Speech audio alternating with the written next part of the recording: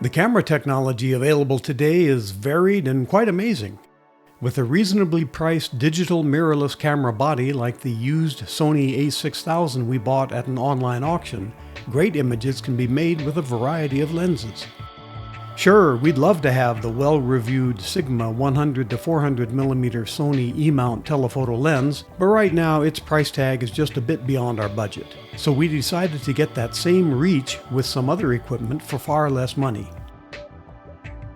We already had a 1970s vintage Canon FD 200mm f4 prime telephoto lens. We used a $15 manual adapter mount to enable this lens to work on the Sony E-mount system. Another online auction netted an old Canon FD 2X extender matched to lenses like our 200mm, giving an effective 400mm lens for an additional $15 or so. With the crop factor on the APS-C sensor on the Sony camera body we are using, that 400mm lens is now effectively 600mm.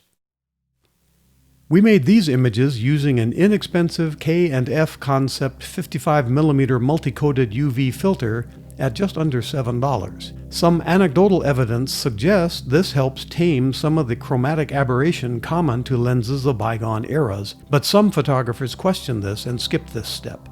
So for under $40, we have a lens that can reach out to 600mm, measured in 35mm camera terms. That's a whole lot less money than buying a new matched lens for this camera.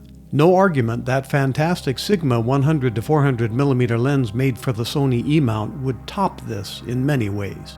But at rock-bottom prices, we were still able to do some long-range telephoto work out at the airport the other day. Take a look. Of course, the Canon FD lens is manual focus and the aperture must be set, but we adapted to this quite easily, recalling the days when many lenses were like this. And with the doubler installed, the lens is a long tube without any image stabilization, mounted to the a6000, which also lacks in-body stabilization. The old rule of thumb suggests the shutter speed in such situations should not be slower than the focal length being used, so our assembled 600mm lens on an APS-C sensor would require a shutter speed of at least 1/640th of a second.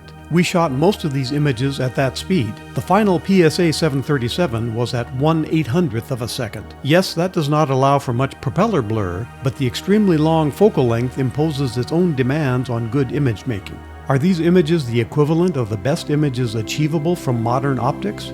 No, but after individual manipulation in Sony's Imaging Edge software, followed by some additional work in Photoshop Elements 14, the results are not too bad. Yes, manipulating the images introduces some digital noise, but see what you think.